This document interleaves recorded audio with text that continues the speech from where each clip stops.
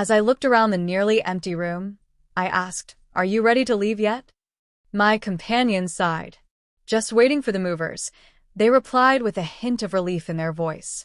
"Honestly, I won't miss seeing you around," they added. And changing the locks like I'd try to break in, that was a bit much. I had always wondered why Larry took such extreme precautions, but now it seemed pointless to ask. When I first met him, Larry was a quiet man, always worried about what others thought of him. After we got married, he became what some might call a henpecked husband. A week after I moved into my new home, Larry showed up, looking desperate. "It's me. Open up," he begged. I pretended I didn't recognize him and answered the door with a confused look. "I'm Lauren," I said.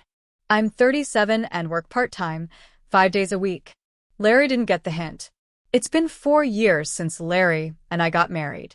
We don't have kids, but I still believe we can find happiness together. In the early days of our marriage, we would stay up late talking about our dreams. Both of us were inexperienced when it came to love, but I thought we genuinely enjoyed being together. "Let's be that couple that grows old together," I suggested one night. "Yeah, I like that idea," he said. "Maybe 4 kids? A boy and a girl?" "That's exactly what I was thinking," I agreed. Those light-hearted conversations were a joy to me, someone who never thought much about love or marriage. Meeting Larry had been a surprise. We met at a party I attended reluctantly. He seemed just as uninterested in being there, and we bonded over our shared lack of enthusiasm. That night, we started a friendship. Larry was serious and a little reserved, but he was always kind to me. I found that charming. Then, out of nowhere, he proposed. "Lauren, will you marry me? I want to make you happy." "What? But we're not even dating," I replied, shocked. Larry didn't waver. His confidence caught me off guard, but it didn't scare me away. Instead, it made me think about a life with him. "If you're okay with me, then yes," I said. His happiness was clear. In that moment, I realized why life sometimes throws unexpected surprises our way. I truly believed that marrying Larry would bring us a happy future. We rushed into marriage, tying the knot just 3 months after we first met. Since we were both inexperienced with love, our journey was a bit clumsy, but that made it feel like an adventure. However, about a month after moving in together, I started noticing a big difference between what I expected and the reality of our marriage. One day, Larry approached me with a serious expression, more serious than usual. "Lauren, there's something I need to talk about," he said in a solemn tone. I was caught off guard when he asked me to quit my job and become a homemaker. This request came out of nowhere. Larry had never shown any issues with me working before, and this marked the start of a strange change in his behavior. "Why are you asking me this?" I asked, confused. "When you work, it makes me feel unneeded," he admitted. "Did someone put this idea in your head?" I questioned, trying to understand where this was coming from. "No, but at my company, all the other men's wives stay home." "That's just how it is," he explained. "From the beginning of our marriage, I had been clear about my plans to keep working. It was important for saving money and building the life we wanted." Larry's sudden demand left me baffled. "We agreed that I would keep working after we got married, didn't we?" I reminded him. "I know," he said, "but as my wife, I hoped you'd consider my feelings." It seemed like he cared more about meeting social expectations than about what made us happy as a couple. "Why don't we just pretend I've quit?" "Nobody has to know," I suggested, unwilling to give up my job. But Larry grew more anxious about what others thought of him. "If things don't change, I'll be mocked by my coworkers and bosses. I'm supposed to be the head of this household, aren't I? Please, just do what I'm asking," he insisted, refusing to hear my point of view. "I can't make such a big decision right now. I need time to think," I said, trying to buy myself some time. "Okay," he replied, "but please decide soon." His voice was firm and urgent. I knew I couldn't let this issue drag on for too long. I feared what might happen if I didn't make a choice quickly. Seeking advice, I turned to my boss, Cheryl. She had worked as an administrative assistant since high school and had gone through a similar situation with her controlling ex-husband. Eventually, her marriage ended in divorce, and now she was a strong, independent single mother, someone I deeply admired. That must have been tough, I said as I thought about her story. The idea of divorce crossed my mind, and I reflected on her courage and resilience. As Larry and I navigated the early days of our marriage, we found ourselves at a difficult crossroads. It's tricky, since we're still newlyweds, I thought, considering the weight of his request. The idea of quitting my job felt like giving up a piece of myself, but I couldn't ignore the strain this issue was putting on our relationship. I hadn't fully figured things out, but I knew leaving my job would make it hard to find a similar position later. I decided to share my concerns with Isabella, my boss and mentor. I'm not planning to quit right away, I explained. I'm trying to find a way to keep working, maybe by staying part-time for now. If I switch to full-time, it might draw too much attention. That's a smart approach, Isabella said, encouraging my decision to negotiate with Larry. If he still doesn't agree, we could officially reduce your hours to part-time. That might work better. That sounds like a solid plan. Thank you for supporting me, I replied, feeling grateful. Isabella's reassurance felt like a lifeline during the chaos of my marital struggles. Our conversation deepened, and Isabella revealed that her ex-husband had also changed drastically after they got married. Her story felt unsettlingly similar to mine. I began to see how some men could become almost unrecognizable after marriage, which made me question if Larry had misled me before we tied the knot. Despite countless talks, Larry and I reached a deadlock. Isn't it a wife's role to support her husband and take care of the household after marriage, he argued, clinging to old-fashioned ideas. What era are you living in? These days, both spouses usually work, I countered, shocked by his outdated views. That might be true for others, but we're different. You understand that, don't you? He said, trying to convince me. I understand where you're coming from, but I can't agree with it, I said firmly, asking him to see things from my perspective. But Larry didn't stop. Every day, he pressured me to quit my job. Finally, after speaking with Isabella again, I decided to officially resign. However, I secretly continued working part-time, 5 days a week. Isabella understood my situation and agreed to reduce my hours to help me manage things. I've resigned from my job at the company, just like you wanted, I told Larry, keeping up the act. Really? Thank you. Now I can feel more secure at work, he said, relieved and unaware of the truth. By this point, it was clear Larry cared most about how others saw him. His sudden change in behavior left me confused and disappointed. I chose to keep deceiving him, hoping it would protect both my independence and our marriage. But over time, I realized my hopes for a new beginning were misplaced. Even after my so-called resignation, Larry continued to dominate our relationship and let his frustrations out on me. One day, he suddenly announced a junior colleague is coming over today. I need you to host. What? I didn't know about this, I said, startled. Sorry, it was a last-minute decision. Just keep it simple. Please have everything ready before they arrive, he added, brushing off my surprise. It felt like another layer of control in a relationship that was growing harder to endure. Before I could say another word, Larry hung up. Determined to meet his expectations, I prepared drinks and snacks for the guests. When Larry arrived, however, he wasn't pleased. Didn't I ask you to prepare for today? He scolded. You said to keep it simple, and that's exactly what I did, I replied, confused by his reaction. This looks so basic. It reflects poorly on me. I need you to fulfill your role as a wife properly, he added. What does that even mean? I did my best. Is there something wrong with what I prepared? I asked, genuinely puzzled. No, not really, he muttered, his face unreadable, a far cry from the man I once knew. From that day on, Larry began hosting guests almost every week. While he enjoyed these gatherings, he expected me to always be ready to entertain, as if he wanted to show off how great his life was. Larry, having people over every week feels like too much, I said one day. It's fine. Everyone enjoys it, and you should support my decisions. It's your duty as my wife, Lauren, he responded firmly. But keeping up this lifestyle wasn't just exhausting, it was expensive.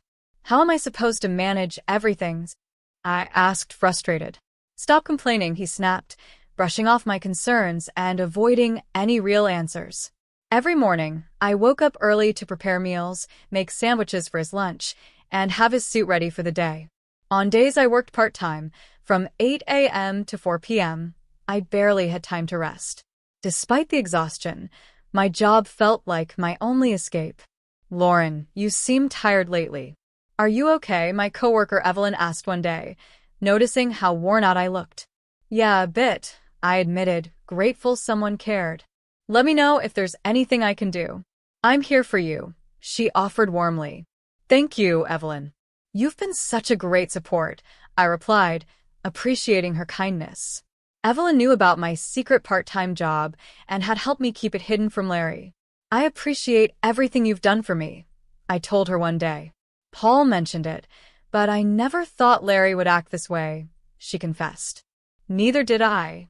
I've tried talking to him, but he won't listen. We barely even have meaningful conversations anymore," I sighed, feeling overwhelmed. "I'm sorry, Lauren." "But don't be too hard on yourself. You're doing so much, managing work and everything at home." "That's impressive," Evelyn reassured me. Her words meant a lot. Living with her support made my struggles more bearable, a stark contrast to the stress I faced at home. But Larry seemed uncomfortable with how close Evelyn and I had become. Then one day, he made a shocking decision. "Where's Evelyn? What happened to her?" I asked, noticing her absence. "She's gone," he replied flatly. "What do you mean, gone?" I questioned, my heart sinking at his sudden and cryptic words. I asked, feeling more confused. "What do you mean she's gone?" "Mom's getting older, and I thought it would be better for her to be in a facility," Larry replied casually. "You actually put her in a home?" My voice cracked, barely hiding my disbelief. "Yeah, just got her settled into the new place. Now I have the house to myself," he said, as though he had just completed an ordinary task. I was at my parents' house when this happened, and I couldn't believe he had made such a big decision on his own. His mother was older, sure, but she wasn't at the point of needing full-time care. It became obvious that he had sent Evelyn away just to have the house to himself. When I visited Evelyn at the facility, she looked surprised but resigned. "I'm sorry it came to this," I apologized, feeling guilty. "It's not your fault," Evelyn reassured me. "I never thought he'd go this far. I'm just worried about what he might do if I resist. I'll miss you, but I'll be okay. If you need anything, you can always visit me here," she added, trying to comfort me. "Thank you," I replied, the weight of the situation sinking in. Afterward, Larry and I moved into his parents' home. Despite managing the household carefully and doing everything I could to keep things in order, Larry never acknowledged my efforts or showed any appreciation. The idea of having children, a topic we had once eagerly discussed, now seemed like a distant dream. Larry began spending more time away from home and ignoring me. On top of that, he started imposing strange rules. For example, I had to stay awake until he returned home, no matter how late it was. If I woke up later than him in the morning, he would get angry. "What time will you be home tonight?" I asked one evening. "I'm not sure. Just stay up until I get back, okay?" he instructed, as if it were normal. One day, after a similar conversation, Larry came home late. As I took his suit to hang it up, I noticed something odd. There was a sweet, feminine scent on his clothes, a perfume I didn't recognize since I didn't wear any. It was clear evidence of an affair. Every time he came home late, I would catch the same scent. That day, he suggested something unusual. "Why don't you go to bed early tonight?" His suggestion raised my suspicions even more. Quietly, I went to the living room and overheard a conversation. "Oh, she's clueless. When are you going to leave her?" a woman's voice asked. "I'll kick her out soon enough," Larry's voice responded, unmistakable and clear. Their voices carried easily, especially the woman's, which was loud and confident. From their conversation, it was clear this relationship had been going on for a while. The perfume incident hadn't shocked me, but overhearing their words left me feeling disgusted. Larry was still my husband, yet his treatment of me was harsh and unchanged. Despite all my hopes for things to get better, nothing had improved. As we approached the 3rd anniversary of our marriage, Larry surprised me yet again with something I never saw coming. I have a business trip the day after tomorrow. I need you to get everything ready, Larry announced abruptly. That's very short notice, I replied, suspicious of the sudden timing. I'll be away for about 5 days. Please make sure my clothes are ready, he added. His words didn't sit right with me. I couldn't shake the feeling that this so-called business trip was just an excuse to spend time with his mistress. I remembered a warning from a colleague's wife at a company gathering. Be cautious if he suddenly mentions a business trip. Our company doesn't even have those. Her words echoed in my mind as I pieced things together. My suspicions had been confirmed earlier when I accidentally found a chat on his phone, which he'd left in the living room. The messages revealed he had taken paid leave for this trip. That discovery was a turning point for me. I knew our marriage was falling apart. Armed with proof of his affair, I decided to confront him with divorce papers when he returned. But Larry acted first. Are you ready to leave? The movers will be here soon, he said coldly as he walked through the door. Why are you saying this all of a sudden? I asked, stunned by his bluntness. I need you out of the house before I get back, he demanded. You can't just spring this on me and expect me to leave immediately, I countered, trying to make sense of his behavior. Fine, but start packing. I'll wait a bit, he said dismissively. I couldn't believe what I was hearing. The man I once thought was gentle and overly concerned had become cold and domineering. This was the final straw. The future I had envisioned with him felt like a distant memory. Living with someone like this, I realized there was no bright future ahead. As I packed my things, he added almost casually, "Oh, I'm changing the locks too." "Got it," I replied quietly, my heart sinking. The thought of not having to see your face again is a relief, he said as his parting words after nearly 4 years of marriage. Convinced our relationship was beyond saving, I left the house that same day. Soon after, I instructed my lawyer to file for divorce. But Larry didn't stop there. Boldly, he began posting pictures with his mistress on social media, openly flaunting their relationship. It was shocking how reckless he was, not realizing he was providing even more evidence of his affair. Even our mutual friends noticed his strange behavior, marking the public unraveling of what we had once shared.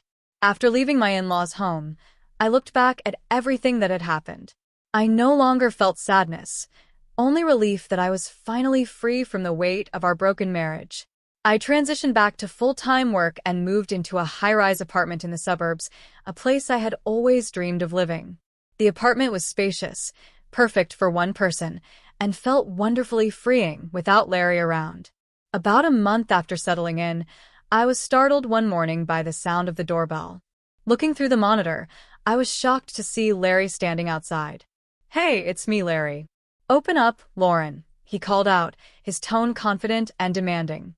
His sudden appearance and entitled attitude left me speechless.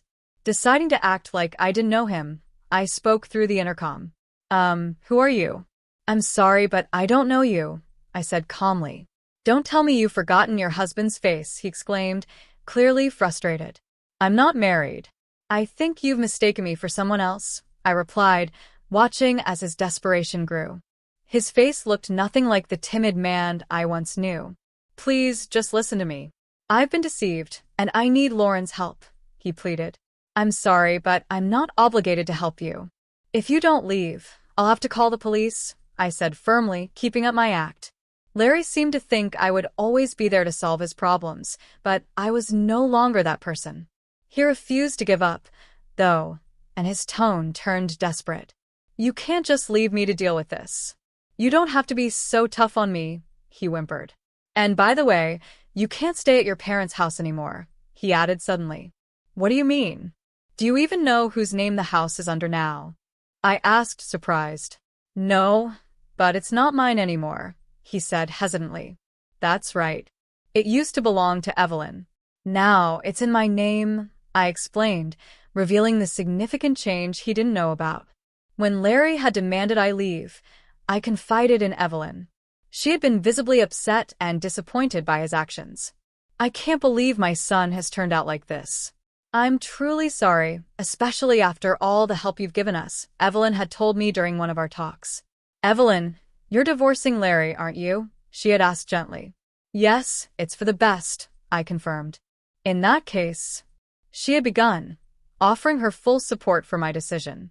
Standing at my door that morning, Larry still believed he had power over me.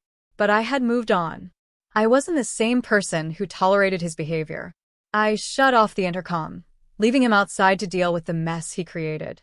I'll transfer the house to you, Evelyn said, surprising both me and, I assumed, Larry as well. Why would she do that? Larry would have been baffled by such a decision, unaware of the support Evelyn was offering me after everything he'd put me through. What Larry didn't know was that, during all this chaos, he had been living with his mistress. That's the reality. Understand the situation and leave, I told him firmly, shutting down any further attempts at reconciliation or intrusion into my life. I didn't expect to see him again, but I made it clear that if he tried to contact me, I wouldn't hesitate to involve the police. With that warning, he finally left. The divorce moved forward as planned, and I received the settlement we had agreed upon. Larry's choices had backfired. His mistress had manipulated him financially and abandoned him once his money ran out. The divorce settlement totaled about $500,000, leaving Larry in an even worse position. But I wasn't going to stop there. I hired both a lawyer and a detective to ensure that any financial claims against him were fully pursued. I also pushed for an additional $25,000 as part of the settlement, which looked promising. Meanwhile, the house ownership was officially transferred to me. Larry initially resisted moving out, but legal action forced him to comply. He had no choice but to leave. As for his current situation, I have no idea, and I have no interest in finding out. At some point, Larry's company discovered the photos he had posted with his mistress on social media. Unable to face the embarrassment or maintain the facade of his once lavish lifestyle, he chose to resign from his job.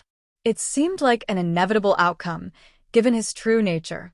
If I were to reflect on everything that happened, I'd say this. I don't dwell on it. Yes, I'm divorced now, but I see it as a valuable lesson and an opportunity to move forward with a positive outlook. My bond with Evelyn remains strong, and I am focused on building my career and embracing life as an independent, single woman.